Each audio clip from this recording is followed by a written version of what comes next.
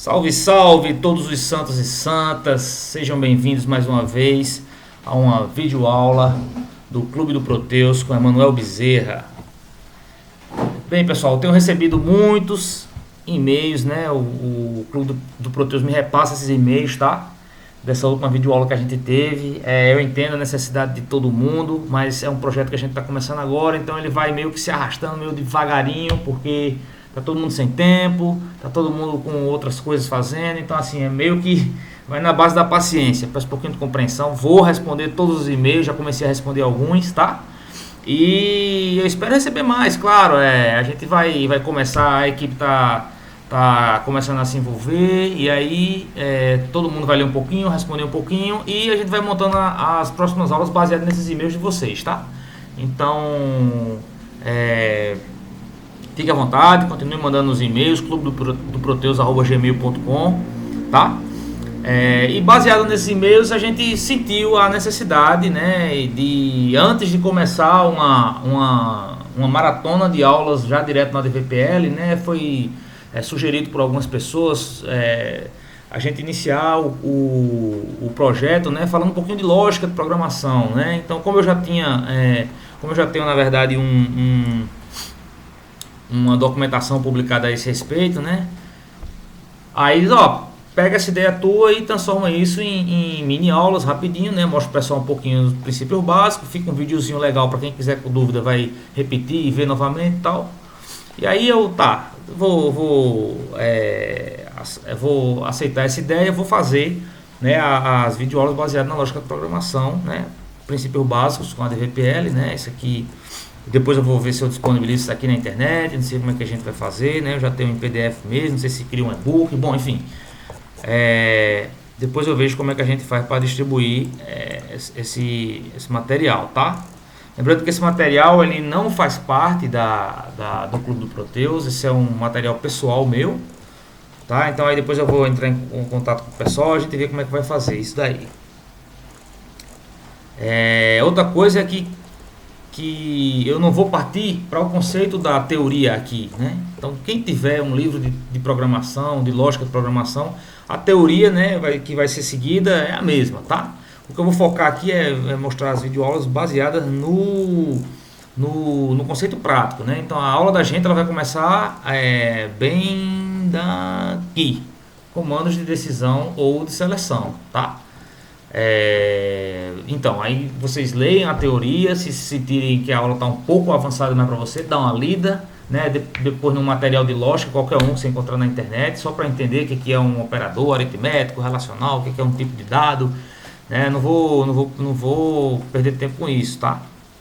Eu vou focar no vídeo para a gente fazer a videoaula rapidinho sobre o comando de decisão, depois a gente foca no de repetição, aí a gente foca nas funções de procedimento, sempre dando um exemplozinho, aí sim, eu vou perder tempo com esse, vou gastar meu tempo com essa ideia aqui, tá?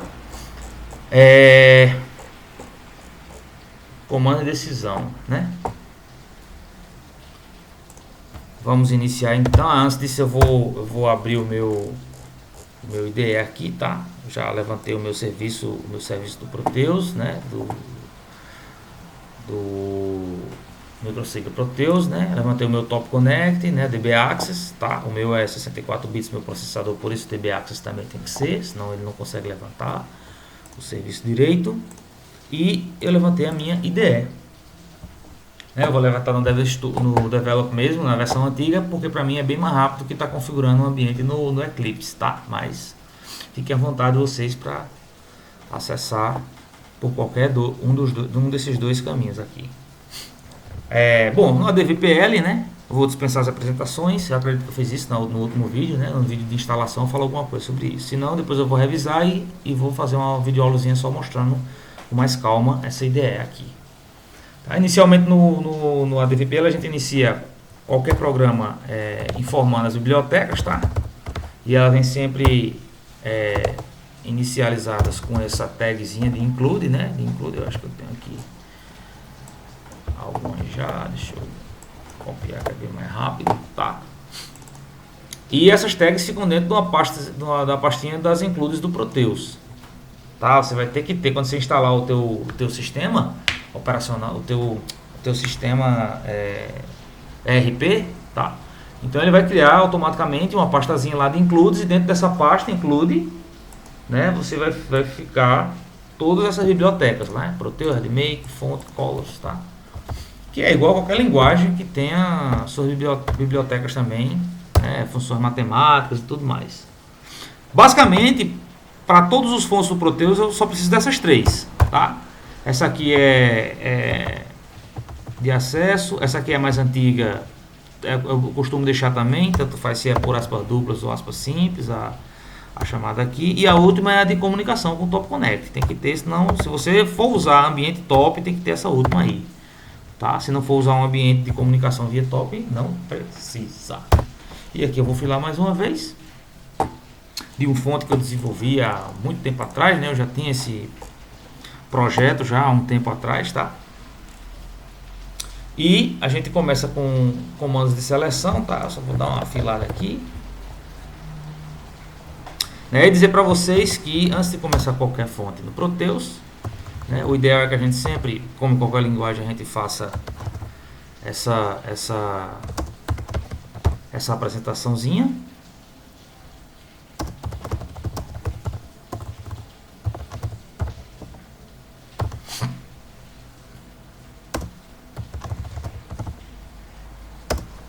Tá? A gente comanda decisão, né?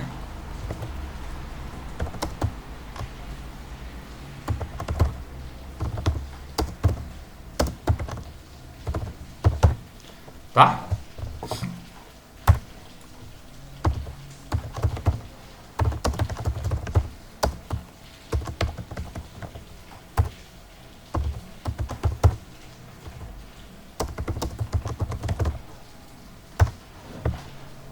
E aí, pessoal, a gente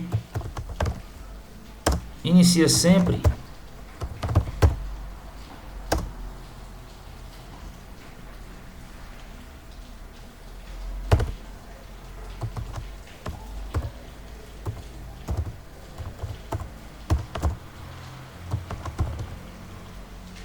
né? Tem que criar a nossa funçãozinha aqui, o nome dessa funçãozinha. Eu vou seguir um padrão, aquela minha primeira aula vai ser A1, essa vai ser A2, tá? Eu não recebo parâmetro nenhum, então eu só preciso abrir e fechar parêntese. A DVPL eu não defino chaves para dizer que o bloco de código dentro da minha função, eu simplesmente dou um return quando eu quero finalizar a minha função. Então não tem chave de entrada nem de saída, tá? Como em algumas linguagens como Java, C, que a turma deve estar mais acostumada aí.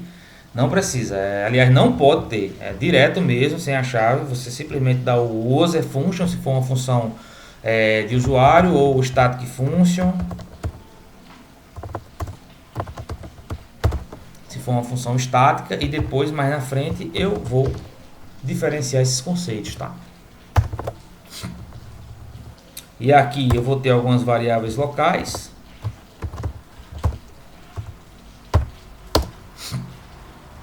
né? Inicializar ela com 0. No ADVPL a gente inicia, a gente atribui, né, uma informação com 2 pontos igual, tá? Quando a gente quer fazer uma comparação igual, tá? Ele acho que ele aceita também apenas o igual, né? Mas a atribuição aqui é como Pascal, antigo Pascal, acho, não sei se o C é assim também, 2 pontos igual, tá? Mas o Pascal eu tenho certeza que é, lembro muito bem. Então, para esse fonte meu comandozinho inicial, ele só mexe com uma variávelzinha, tá? Então, já defini ela aqui em cima, tá como 0. Então, se for 1, né? Se for 0, vou botar 0 e 1 aqui, tá? E aqui eu dou um alerte igual a 0. E aqui eu dou um igual a 1. Não vou fazer vou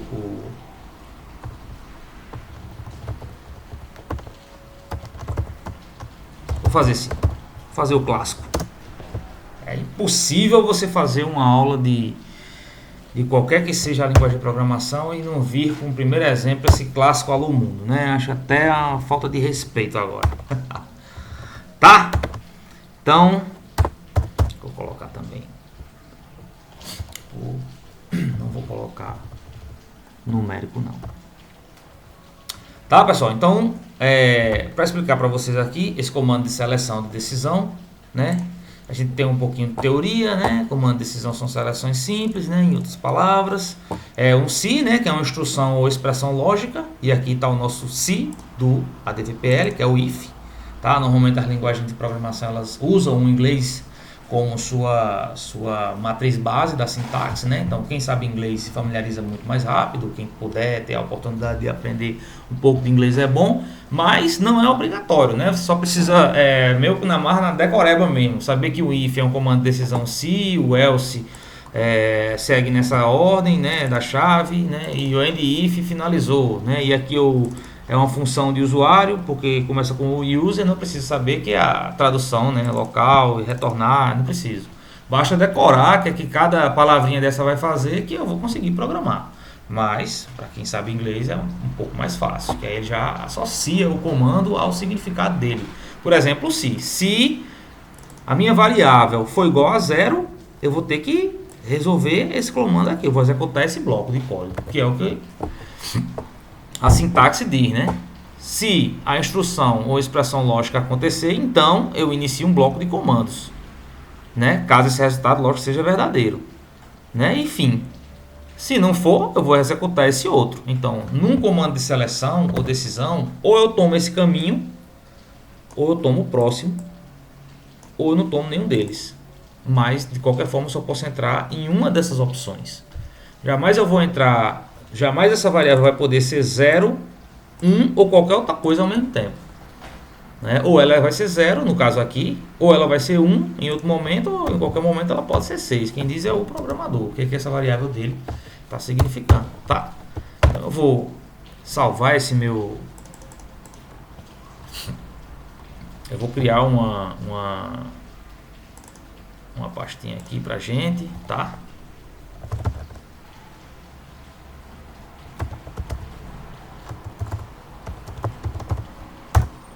Certo?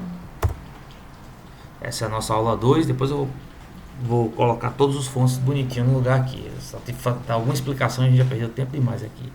Proteus, a gente, para compilar qualquer coisa, tá? Deixa eu criar um projeto novo.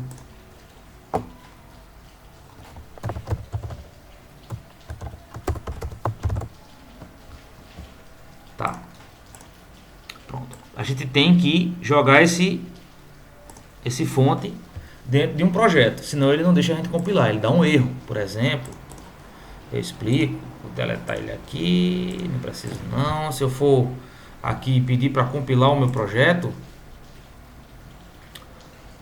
ele vai dar uma pancada aqui.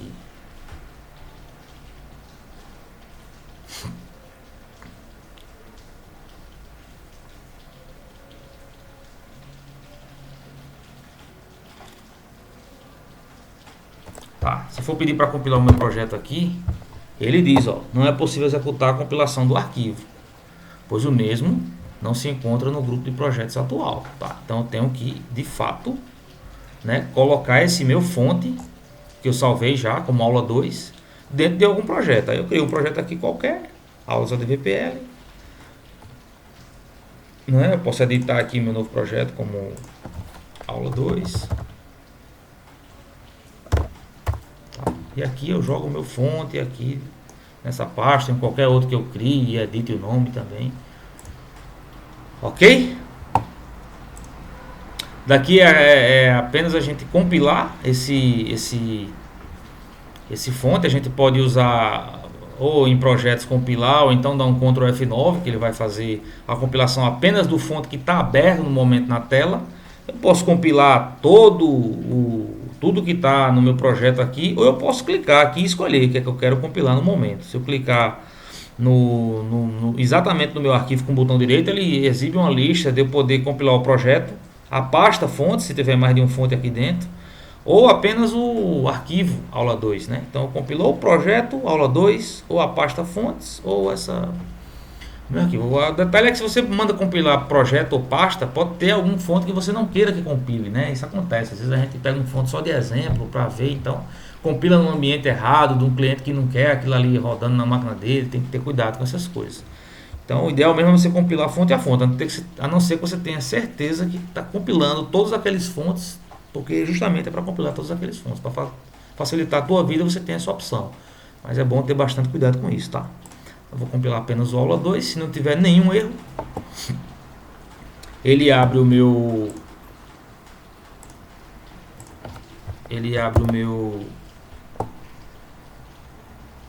Ele solicita uma autorização, né? O meu ID padrão do Proteus é o admin, ele não precisa de senha, né? Quando você instala ele vem limpo, tá? E se der tudo beleza, bacana, ele funciona, né, tranquilo e compila. Mas nesse caso ele deu um erro. Por quê? Porque o meu Proteus ele está salvo. O meu projeto ele não foi salvo ainda. Ele está aqui, ó, na unidade G. E o meu fonte está em outra unidade, porque a minha unidade de trabalho ela não é a mesma do meu Proteus. Tá, meu Proteus está em outra área de trabalho. Então deixa eu cancelar aqui esse cara, eu vou deletar, que eu vou ter que colocar ele aqui de novo. Tá, deixa eu ir aqui, eu não lembro mais onde foi que eu salvei esse negócio. Aqui aulas da TVPL, dá um Ctrl X aqui. Windows. Né? Deixa eu procurar aqui um lugar bacana para colocar. Tá aqui a Manuel, tá?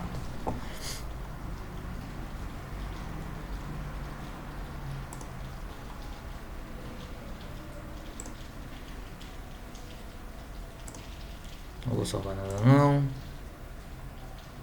Tá aqui no G. De modo que dessa vez, se ele não deixar, eu vou ter que salvar isso dentro. Ele já tá brigando aqui, ó, porque não achou o meu documento. Não quero abrir.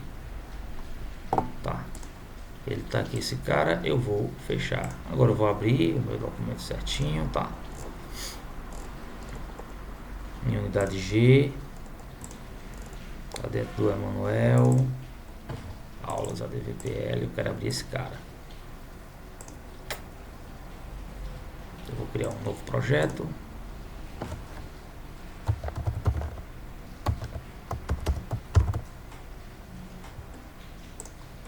Tá.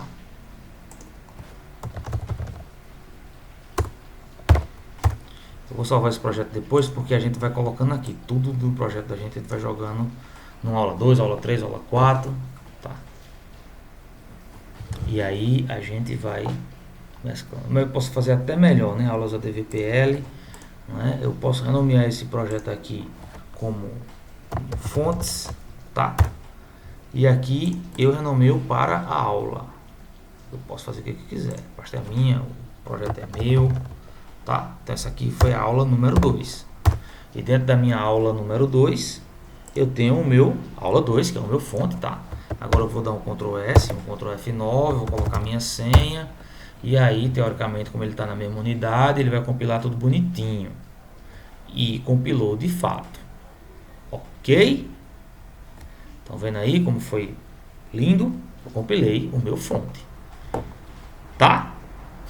Agora a gente pode testar. A gente tem duas formas de testar essa implementação aqui, tá?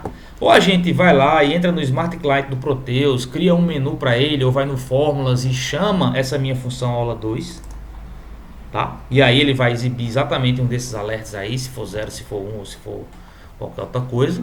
Ou eu posso simplesmente vir aqui e debugar o meu fonte. Então, eu dou um U underline, porque funções no Proteus de usuário, né?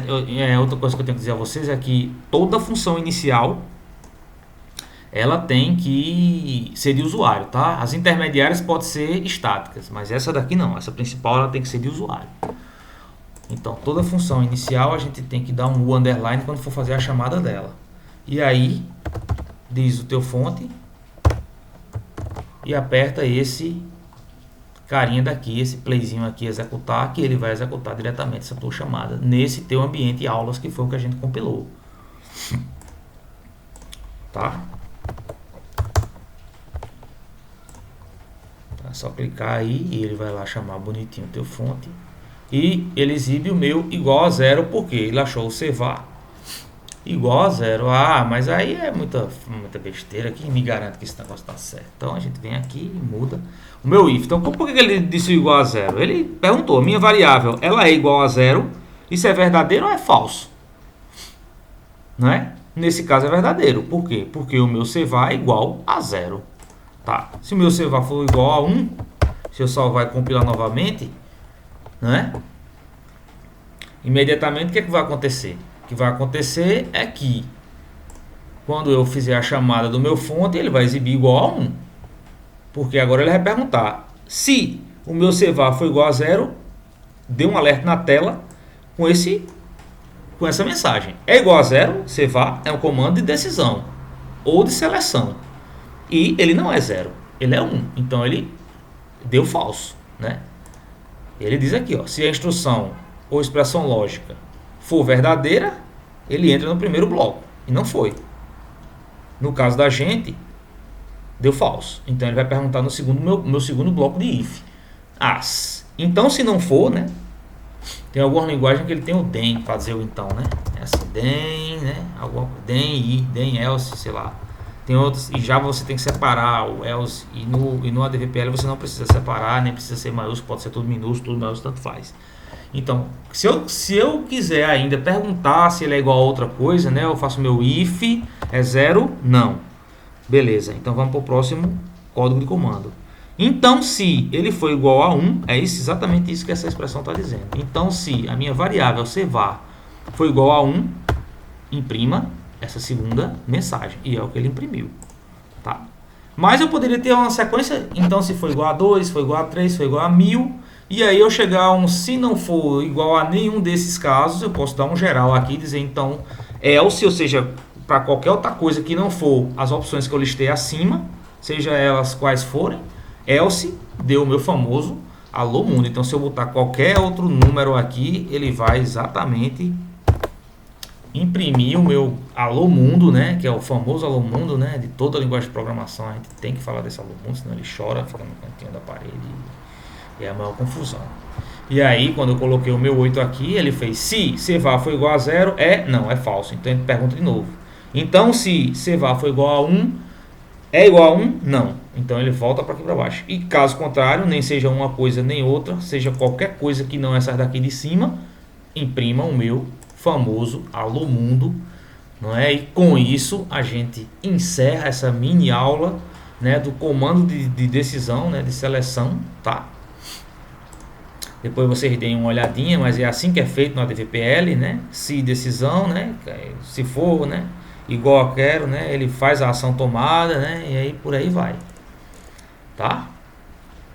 Na próxima videoaula a gente vai ver com múltipla seleção, que aí a gente vai começar a engrossar o caldo, tá? Vamos testando aqui no ADVPL de vocês, vão devagarinho, mudem essa variável várias vezes, mudem as frases, tá? Mudem essa segunda opção, deixe só uma, crie mais de uma opção aí, faça uma porrada de opção aí, tá? Não precisa ser numérico, você pode escrever uma frase também, por exemplo, se aqui for igual a achei, não é? Imprima, né, qualquer coisa, né, achei.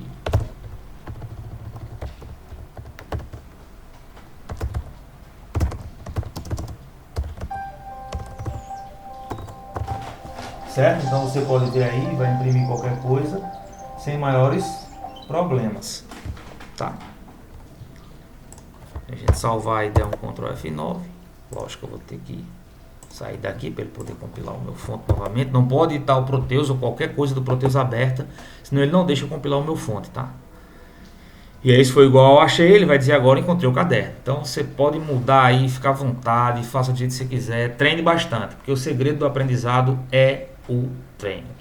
Tá ok, pessoal? Então vou ter que encerrar aqui, né? A aula acabou por hoje, tá? Depois eu vou lançar mais outros videozinhos aí, continuando. A próxima videoaula vai ser sobre comando de decisão múltipla, né? Que na verdade são várias decisões, né? Na verdade esse aqui já é um comando de decisão múltipla, né? Porque eu tenho mais de uma, né? Porém, o simples é só assim, se, else e acabou-se. Sim ou não, né? Mas já fica a dica para vocês ir treinando, porque a partir do próximo eu já vou falar de case também, e aí já é um pouquinho mais complicado. Então vão treinando com esse aí, da forma que tá, e até o próximo encontro. Abração e até lá. Valeu!